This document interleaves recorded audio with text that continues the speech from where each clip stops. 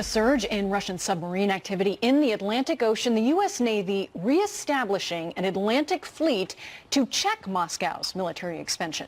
This comes as Vladimir Putin accused NATO of moving its military assets closer to the Russian border.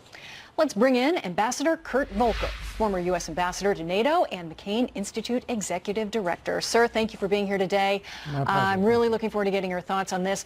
Let's start with the fleet. The U.S. Navy reactivating the second fleet out of Norfolk. This they had been deactivated in 2011. This was something that the U.S. has depended on since really the height of the tensions in the Cold War, and now they're returning to that.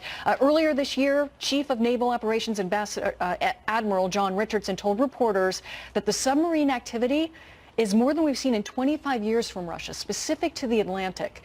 So what does this mean, that the fleet is being put back in action and that we've seen so much activity on the part of Russia?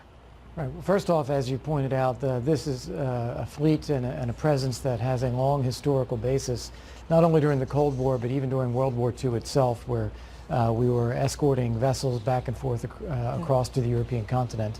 And it continued throughout the Cold War, and we did have a high degree of Soviet submarine activity and naval activity. At the collapse of the Soviet Union, the level of that activity and the quality of the naval forces declined considerably. But in the past 10 to 15 years, Russia has put an enormous effort into reinvesting in its military and naval capabilities, and increasingly has been deploying them more and more aggressively. And you think about the routes that we're talking about. This is both through air and through submarines, circumnavigating Iceland, going down the North Atlantic, all the way down the U.S. coast and towards Venezuela and back. And so it's only prudent that the U.S., which had disbanded this command some years ago, given the lack of Russian activity, it's just prudent to put something back in place so we have some capabilities on the table. Is it about sending a message? I think it's sending a message that Russia just can't expand its force and expand its military capabilities unchecked, that there's going to be a monitoring of that, there's going to be an American presence as well. We do attach tremendous importance to freedom of navigation on the open oceans, and so we are again maintaining our presence and our surveillance capabilities. You know, now let's move now to NATO and Russia. NATO has moved some assets, as Russia is accused, deploying about some 4,000 troops to the eastern part. There, the alliance dubbing this action to be defensive, though, noting that Russia's the one with troops in Ukraine, Georgia, Moldova, against wishes, of course, of their governments. Russia's not happy about this. Is this a sign of significant escalation between NATO and Russia? There has been, no doubt, a great increase in tension between NATO and Russia, really since the mid-2000s. 2007 was a famous speech by President Putin at the Munich Security Conference, where he essentially laid down the gauntlet and said Russia was going to be reasserting itself in ways that it had not done for the previous 15 years after the fall of the Soviet Union. So what we've seen is, as you said, Russia invaded Georgia, it invaded Ukraine, seized territory from Ukraine, including the Crimean Peninsula, and has conducted very large, massive, really, military exercises close to the Baltic states, which are now members of NATO, close to the Black Sea and the Caucasus region as well. And so what NATO has done in response is to create a bit more of a forward presence. This is still relatively small numbers compared with the number of troops that Russia has in the region, but again, meant to be a symbolic step to show that NATO cares about these countries. Any kind of action against any of the Baltic states, for instance, would involve many NATO countries all at once. And this is the whole heart of the idea, collective defense. An attack on one is an attack on all. Ambassador, quickly before I let you go, there's also been some tension as far as NATO, the United States, Russia, and Turkey. A lot of back and forth there. Part of it comes, some of the tension comes from the U.S., you know, turning to Kurdish elements in an effort to defeat ISIS. There's an American pastor that's been held there. But the big thing that seems to have people so concerned is that Turkey may be looking to align more closely with Russia. Your thoughts? Well, I don't think Turkey is about to do that. I think Turkey has a very strong interest in its own self-defense, and NATO being a collective defense alliance is something that Turkey values quite a lot. And I've seen recent statements by Turkish officials that confirm that. On the other hand, we do have a major problem in the U.S.-Turkey bilateral relationship. We are not seeing eye to eye strategically at the moment, particularly, as you said, over Syria. And we have to do a lot more to work together to bring ourselves into alignment. One of the most challenging relationships we're facing right now. Ambassador Kurt Volker, I hate to cut you short, but I want to thank you for your time. Thank you. Thank you. Bye-bye. All right, well, that does it for us. It was great to be with you. Great fun working with Molly Line. Have a great week. And the news continues at the top of the hour. Arthel Neville, Rob Schmidt coming up in a few moments. Stay with us.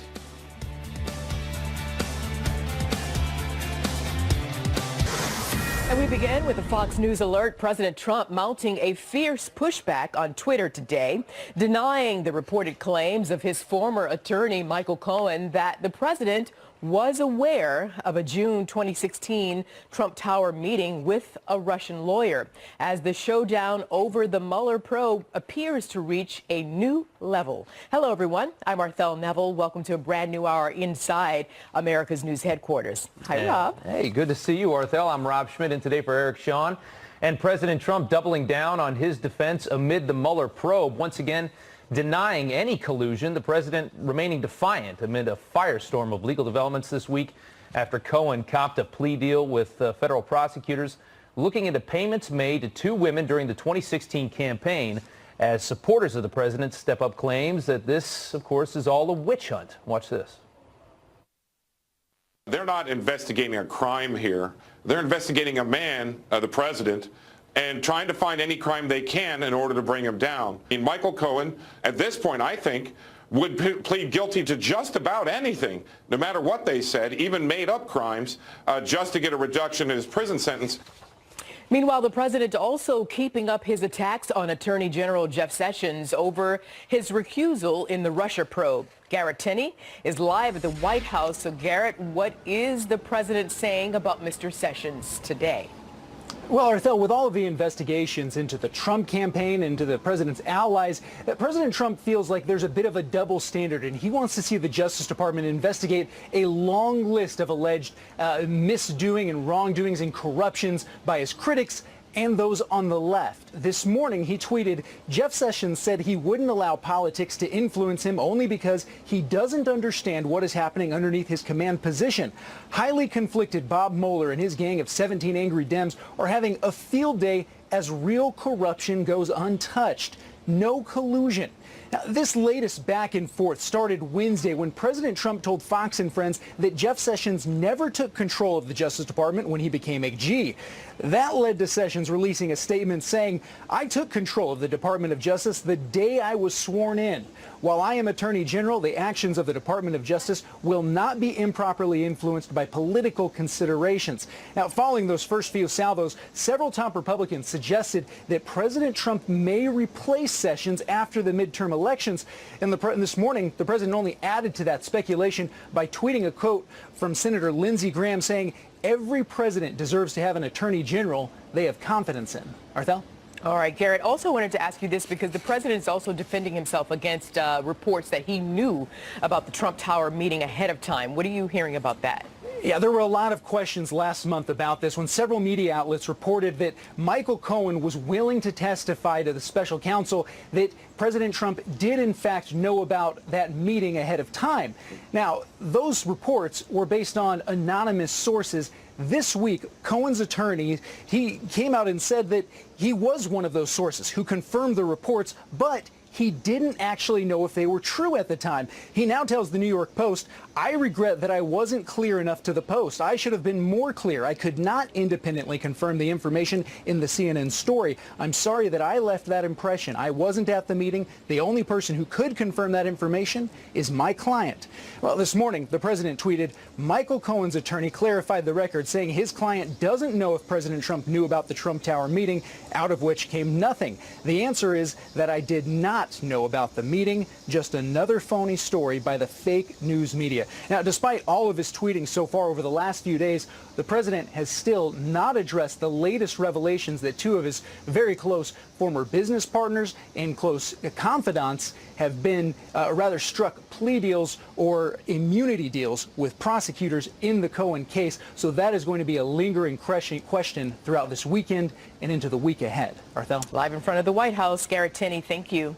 You got it. Rob? Senator John McCain's wife, Cindy, is thanking people from around the world for an outpouring of support for her husband after the family announced that the war hero and six-term Arizona senator is no longer receiving medical treatment for an aggressive form of brain cancer, which he has been battling for more than a year now. Alicia Acuna is live in Phoenix with more this afternoon. Alicia. Hi, Rob. Senator John McCain, as you know, has been known as a fighter in every respect. He is now spending time with his wife, Cindy, with his family. They have been receiving visitors at their ranch in northern Arizona. And as you mentioned, this morning she was on Twitter thanking people. Here's what she had to say. The entire McCain family is overwhelmed by the outpouring of love and support from around the world. Thank you. Senator McCain was diagnosed with glioblastoma brain cancer last July. His last vote was December 7th. Upon news he is ending his cancer treatment, Arizona Governor Doug Ducey said in a statement, quote, John McCain is an American hero, always putting country before self. From Vietnam to the halls of the U.S. Senate, the spirit of service and civility that has guided Senator McCain's life stands as a model for all Americans, regardless of political affiliation. And Senator Jeff Flake offered this on McCain's family. What a sweet family he has.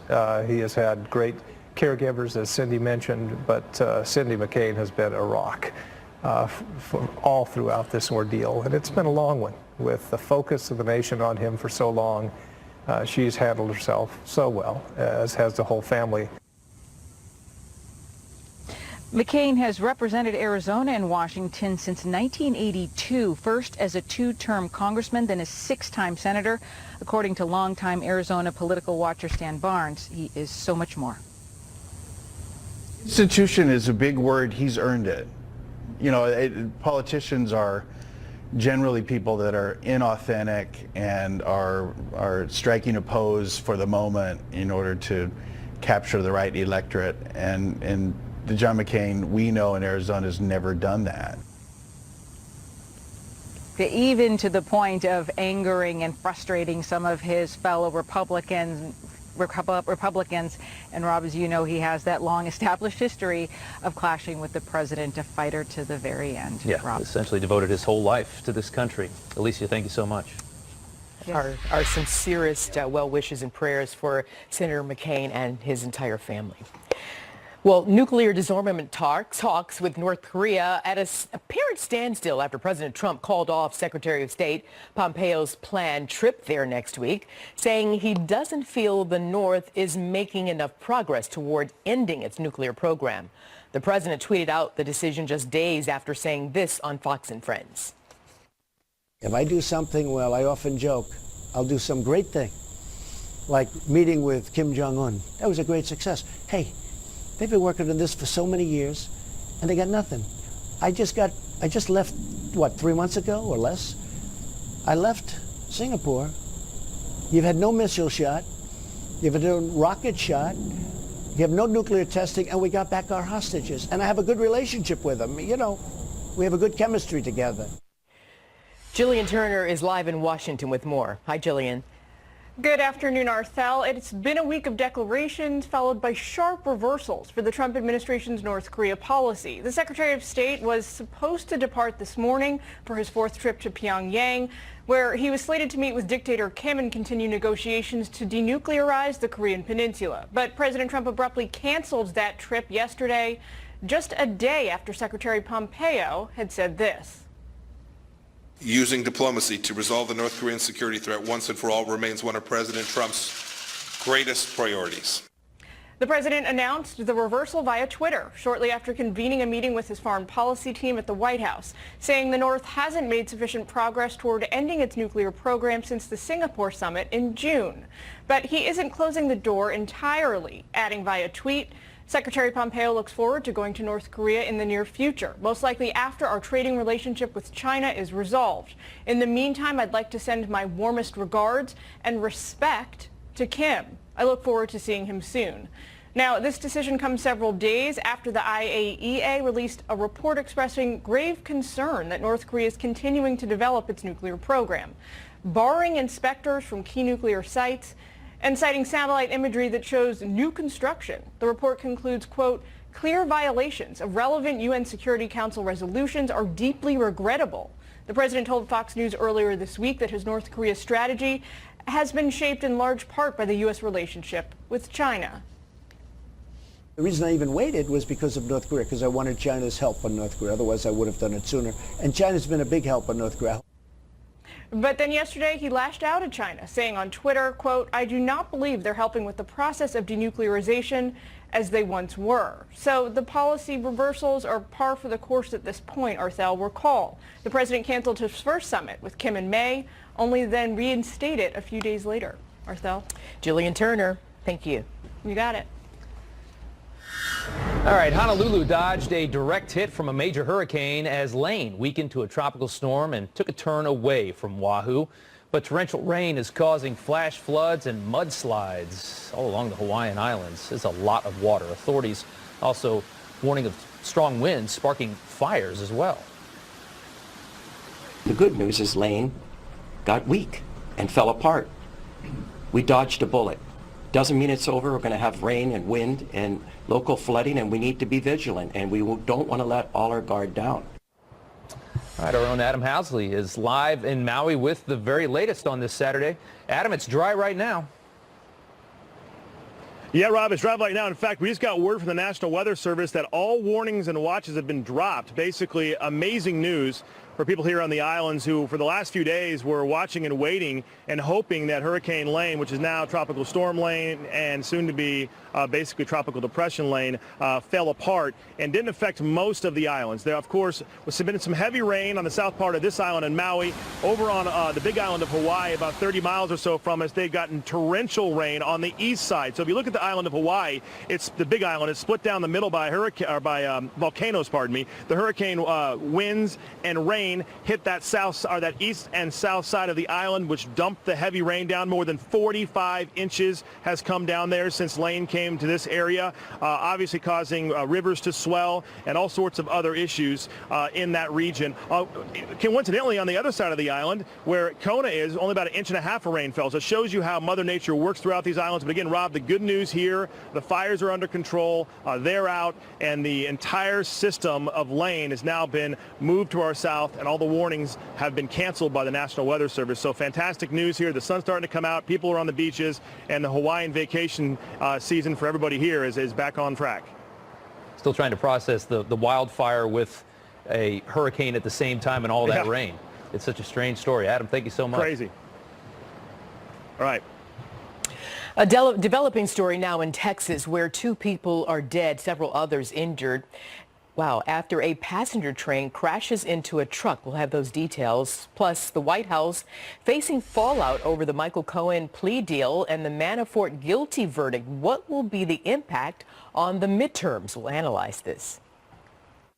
This is another effort to create a crime in order to target somebody who is unpopular. That's the problem. When you get an effort to target somebody instead of just looking for the facts and let them Fox News alert on a deadly collision in Fort Worth, Texas. A dump truck bursting into flames after it was hit by a passenger train while crossing the rails.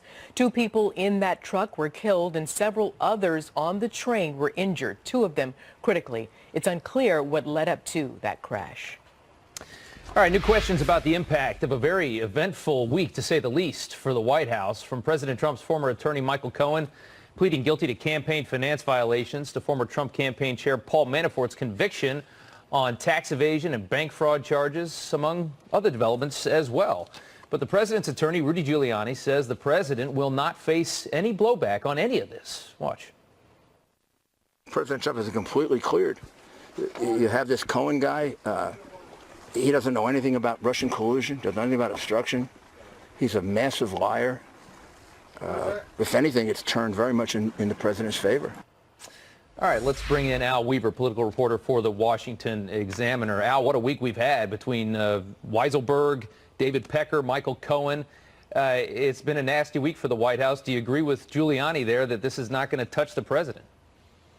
I'm not sure about that. I mean, legally speaking, I'm not sure about that. It all depends on what happens moving forward. But politically, this has not been a great week for the White House, no matter how you slice it right now. We're we're about 80 days from the midterm elections, and right now things are looking problematic for Republicans at this point. You look on the House map, things are there's real problems right now. But as far as Cohen's concerned and Manafort right now, it just seems to be sucking up all the oxygen away from what Republicans actually want to be talking about, including the economy. They want to talk about the unemployment rate, which is hovering around 4% and doing well. And they want to talk about the tax cuts that they enacted last December, although it's the split, the favorability on the tax cuts themselves are kind of split at this point. They still want to be pushing that narrative that we're putting money in people's pockets. So right now, that's the big problem for the White House they're facing right now. Yeah, I mean, you say that it's taking up all the oxygen, that these stories, aren't letting these other good stories come through for the White House. But in all fairness, even when times were a bit slower, it's not like the tax reform and the economy were getting all that much attention from the mainstream media, right? No, you're not wrong about that, not necessarily, but it tramples on any attempt for Republicans to even try to make that message. I mean, Paul Ryan, especially when the House is in session, that's the one thing he's always talking about. Mitch McConnell, when he comes out to the mics every Tuesday, is out there, touting the economy right now, touting the successes, the perceived successes Republicans are facing, and trying to make that the narrative ahead of November. But right now, it's made even more difficult by the situations involving Cohen and Manafort. It's really just a problem as far as not just for President Trump, but for Republicans writ large. They've called the president Teflon Don. They say that a lot of this bad coverage can't really affect him, that he has this way of just appealing to people no matter what the media is saying about him. And I don't think that the president's supporters really care all that much about the affairs and paying off the women. But this Weisselberg thing, if the CFO of the Trump organization has some things that are dirty on the president, talking about, maybe dirty business or something like that, could that change public opinion, or at least his support's opinion? I'm not sure about public opinion. I think for Republicans, that's kind of baked in the cake at this point. Okay. No matter where the president is, he's going to have 35% of the country with him, no matter what. It's what matters for him is the independents right now. That's really why Democrats really sense an opportunity heading into November, mainly on the House map, but also in the Senate to a degree, as you have a couple of Republican-held seats that they're kind of challenging out there. So right now, the Weisselberg thing is a big issue for the president, even more so than Cohen, I would argue, because he's the money man in the Trump organization. He's the money man. Along with Don Jr. and Eric Trump, he's the one who helps control the trust of the president for the Trump organization. So he knows a lot. He's been there for almost 4 decades. Yeah. He's the main figure to watch right now, I think, much more than Cohen, I believe. Yeah. Going back to Cohen, just for a second, because we don't know what Weisselberg knows or what he can offer in this case. The disparity between what Lanny Davis, who's Cohen's lawyer, says about all of this versus what Rudy Giuliani, the president's lawyer, says is it's almost like they're talking about 2 completely different cases when you hear both of them talk. And then we've got, one of our guys, Alan Dershowitz, who we have on all the time, seems to side with Rudy and the president, that there's not a lot of trouble here. How can there be such a disparity between Cohen's lawyer and the president's lawyer on the same issue? No, you're right. It's like looking at a map of the Earth and seeing the Pacific Ocean between Asia and America right now. It's really something to see right there. I'm not sure at this point. I think that's going to be bore out over time, obviously. The president has made his point clear over time, as Rudy Giuliani has, that there was no collusion, and he's made that point for 2+ years now, 3 years almost. That's going to be the line they're going to stick to. But Lanny Davis, he's obviously new into this episode of the Trump administration. We'll see what he brings to the table at this point. Michael Cohen's a big player, but as I said earlier, Weisselberg's the one to watch. He's going to be the main player as far as, especially if he does have damning information about the president that he's willing to actually reveal. That's pretty big as far as what this whole situation is concerned. I mean, if they're cutting deals with him, it makes you wonder what exactly he knows. Al Weaver, thank you so much from the Washington Examiner. We appreciate your time. Thanks for having me. U.S. intelligence sources in Moscow going mysteriously silent as we get closer to the midterms. What does it mean for the security of elections this November, and what the Kremlin could be doing to interfere? Also, the Pope's Ireland trip starts off on a controversial note as he comments about sex abuse scandals rocking the Catholic Church. This was the moment when he could acknowledge that cover-up and the Vatican City-State's responsibility for it. And he fluffed it. Yet again, he completely refused to acknowledge the role of the Vatican and its responsibility. All right, welcome back. Pope Francis in Ireland this weekend. It's the first papal visit there in nearly 4 decades, and right away the Irish Prime Minister, who is openly gay, spoke bluntly about the church's history of sex abuse, and the Pope reacting to that shortly after. Kitty Logan has more. Hi Rob, well this is the first papal visit to Ireland in almost 40 years and there are some mixed feelings amongst Irish people because of the abuse scandal, but the Pope has largely been given a very warm welcome. He was first invited to meet dignitaries at Dublin Castle and there some strong words from the Irish Prime Minister Leo Varadkar. People kept in dark corners, behind closed doors, cries for help that went unheard. And these wounds are still open, and there is much to be done to bring about justice and truth and healing for the victims and survivors. While acknowledging the abuses, Pope Francis stopped short of a full apology. With regard to the most vulnerable, I cannot fail to acknowledge the grave scandal caused in Ireland by the abuse of young people by members of the Church charged with responsibility for their protection and education. The Pope also offered a prayer to victims. Some were disappointed the pontiff didn't offer them more reassurance. 8 survivors were later invited to a private meeting with him to air their grievances. In the evening, the Pope attended a concert in his honour. Ireland is traditionally a Catholic country, but in recent years many younger people have turned away from church guidance, voting for gay marriage and changes in abortion law. So far, fewer people have welcomed the Pope than on previous papal visits to Ireland, and there have been some small protests. But around 500,000 people are due to attend a special papal mass in Dublin on Sunday, the second and final day of the Pope's visit to Ireland. Rob? All right, Kitty, thank you so much. I made it clear that we wouldn't tolerate meddling in 2018 and that we were prepared to take necessary steps to prevent it from happening. We talked about it in a variety of ways in the area of cyber and information technology exchanges, which we had stopped between the United States and Russia earlier this year. National Security Advisor John Bolton on his warning to Russia about election interference, as the New York Times reports that U.S. intelligence sources in Moscow have gone mysteriously silent ahead of the November midterms, leaving the CIA and other intel agencies largely in the dark about Moscow's plans to interfere. James Carafano is Vice President for National Security and Foreign Policy at the Heritage Foundation. So, James, are we unaware exactly of what Russia is up to? Several questions for you. How are they going to interfere in the midterm elections, or are we ill-prepared to combat it? And then tell us, how vulnerable are the U.S. election systems, and how much damage could Russia do? Right. Well, the first thing we know is absence of evidence is not evidence. So because we read something in the New York Times, we don't necessarily know if it portrays the full scope of knowledge of intelligence operations that the U.S. is undertaking, because theoretically those are classified. And even if there is a lack of reporting out of Moscow, that doesn't necessarily tell you much either. There could be a whole spectrum of reasons for that. So what's your perspective then from the Heritage Foundation? What's your perspective? Well, so here's what we do know, right? This isn't our first trip to the rodeo. We have seen a lot of Russian activity over the last years, and people have really gone to school on it. The American intelligence community's gone to school on it. Private sector's going to go to school on it. We at Heritage, we get hit every day. We have awareness of this, and so there's a lot of knowledge about what the Russians can and have done in the past, and a lot of people looking out for that. So it's not 2016. This isn't a replay of what happened last time. So you're saying not much damage as compared to 2016? Well, we don't know what we don't know. I mean, here's what we do know, is we know a lot of what the Russians have done in the past and a lot of what they do. And there's a lot of people looking at that and how to respond to that. The other thing is, again, we don't know the spectrum of intelligence activities. And I think part of the problem I have with people is they often focus on these things as it's like their electrons versus our electrons. And there's just some guy with a little electronic shield, so you don't seem to be very, very concerned.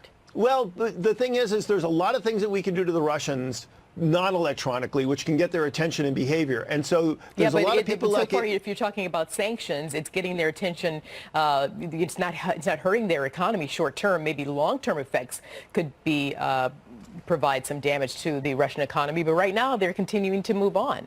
Well, for example, if you're an individual, though, and you're related to somebody else and they have control of this, and you have an apartment in London, and all of a sudden that apartment could poof and disappear, that has an impact on you. So I mean, you have to look at the spectrum of the competition, not just how many hits have we had by the Russians today. Let's move on. You've heard National Security Advisor John Bolton being tough on Russia and to the point with messaging to Moscow. How important is the president's voice and position on this? I mean, he won't unequivocally say that Russia interfered in the 2016 presidential election. Could be Russia, could be anyone. Well, look, the Russians have gotten the message. I mean, you had reporting on earlier that the Russians are upping their naval activity. Well, why are they doing that? Because they're demonstrating. But you're not answering my question. But they're not happy with us because we've been tough on the Russians, and the Russians know that. And they, unlike a lot of people, pay more attention to just what the president tweets and said. They look at the totality of American policy. American policy has been very, very tough on that. They try to push back in ways they can. And they know that if they do try to do something that's new and different and dangerous in the elections, that they'll pay a big price for that. Without jeopardizing potential strategy, how can the U.S. retaliate? What are the options? Is it, we've already discontinued the information exchange. Is that enough? Well, there's a lot of activities that the United States can conduct, some of them overt, some of them covert. But, and people kind of hear the word sanctions, and I think they get a bit kind of blasé about that. But targeted sanctions against specific individuals that hit specific bank accounts, properties, real estate, that can be incredibly effective. Especially when the Russian economy is not very strong anyway, even though President Putin likes to pretend it is. Putin maintains control by making sure that people around him have a cocoon of wealth and power. And if you start to go after those people, that puts pressure on him personally. So, look, the Russians know that there's not a free lunch for things they do against the United States. They've gotten that message consistently since the president's been in office. Before we go, I want to go back to that New York Times article because they did do reporting, and some American officials familiar with the intelligence referenced in that article that was published today, saying in addition to aggressive and sometimes deadly counterintelligence by Moscow, quote, current and former officials also said the expulsion of American intelligence officers from Moscow has hurt collection efforts, and officials also raised the possibility that the outing of an FBI informant under scrutiny by the House Intelligence Committee, an examination encouraged by President Trump, has had a chilling effect on intelligence collection. So I ask you, is this accurate and fair analysis by those intel officials? Well, historically, we've seen U.S. intelligence operations inside the Soviet Union, for example, have their ups and downs. And when there's a crack in the system, it ripples throughout the entire system. This is the back and forth that always occurs. There are ups and downs there, and Russia's a hard target. They're actually very good at counterintelligence operations, so it's not an easy site to penetrate. But look, if all you're relying on is intelligence to know what to do, then in the end, look, intelligence is going to let you down because it always does. So what does that mean? What does that mean? Well, that means you have to have protective and offensive measures that are based on more than knowing exactly what you think the other guy's going to do. That's just business as usual. Okay, so in the outing of an FBI informant under scrutiny by the House Intelligence Committee doesn't matter. Well, it's not that it doesn't matter. It's, look, you have intelligence failures. That's normal. That's not a failure. No, look, people get uncovered. People get. But that was you lose assets. Request, a demand, and cooperation from the administration. That's different from someone being discovered. But look, these things happen. You have intelligence ups and downs. That is normal. Anybody who runs an intelligence operation and expects everything to go smoothly and never lose assets or never have problems, they're just in the wrong business. Well, I'm sure those families at home don't feel so comfortable about their families being outed.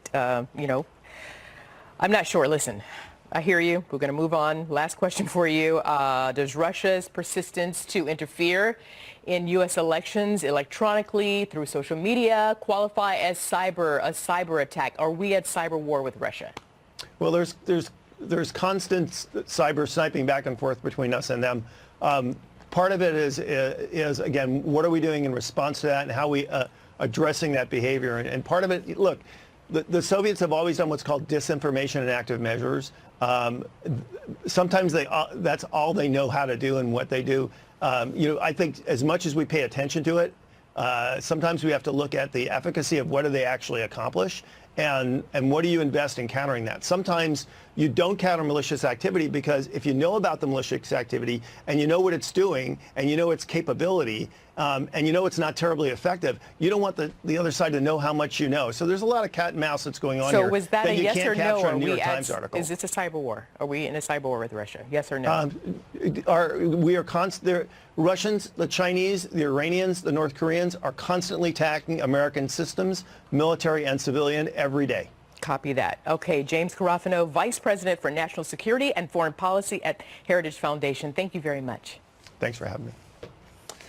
All right, the Trump administration cutting more than $200 million in aid for the Palestinians. The State Department saying it'll use those funds for high priority projects elsewhere, and this means funds will no longer go to programs in Gaza, which of course is controlled by the terror group Hamas. A major change announced by the Democratic National Committee, what members just voted to do that could really impact the 2020 election. But before we get to 2020, we have to get through the midterms. They are just 73 days ahead. What polls are now saying about a potential, quote, blue wave. Well, the DNC announcing sweeping changes that could really impact the 2020 election. Members voting to strip superdelegates of their presidential nominating voting powers. The DNC wants to let Democrats know that their votes in the primaries and caucuses won't be overruled by party leaders. DNC Chairman Tom Perez writing, quote, "Today is a historic day for our party. We passed major reforms that will not only put our next presidential nominee in the strongest position possible, but will help us elect Democrats up and down the ballot across the country. These reforms will help grow our party, unite Democrats, and restore voters' trust by making our 2020 nominating process the most inclusive and transparent in our history." So I don't think there's going to be a blue wave. I hope there's a red wave. They keep saying that whoever's president, they don't win the midterms. I just don't get it. But no president has ever had this economy. All right, so the president talking about the midterms, which are just 73 days away at this point. Many polls predicting a blue wave will give Democrats control of the House.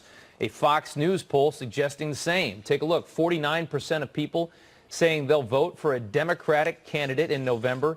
38% say they're going to vote for a Republican. Terry Madonna, director of the Franklin and Marshall College poll and founder of Keystone Poll as well, joins me now to talk about this. Terry, thanks so much for coming on today. I guess thanks, Rob. All the energy right now is, I shouldn't say all of it, but a tremendous amount of the energy is with Democrats right now, probably mostly because they just can't stand the President of the United States. He's very much hated on one side, for about half of this country. Is that going to be the difference maker in November? Are they going to try anything to get some power back? Right. Well, look, there isn't any doubt that the enthusiasm gap, and that's really what you're talking about, is very substantial. 11, 12, 13, 14, 15 points and to the Democrats' advantage. And we've seen that in these special congressional elections that have been held this year. And in the polls, when pollsters ask voters questions like, how interested are you in voting? How closely are you following the election? The Democrats certainly have sizable edges, which is exactly why, as you accurately point out, there's an enthusiasm gap.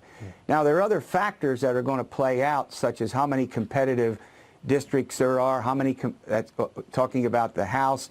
On the Senate, how many competitive Senate seats are there?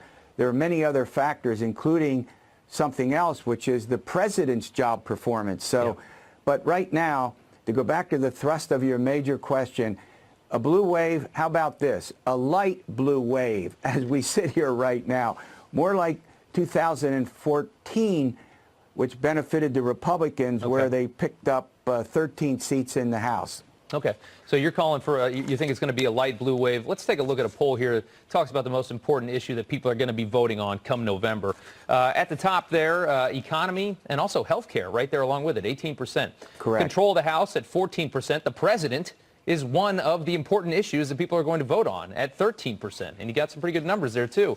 Immigration at 10%. A lot of people say the economy is typically probably the most important thing when it comes to an election because people vote with their wallets. It comes to their livelihood. They got to pay the bills.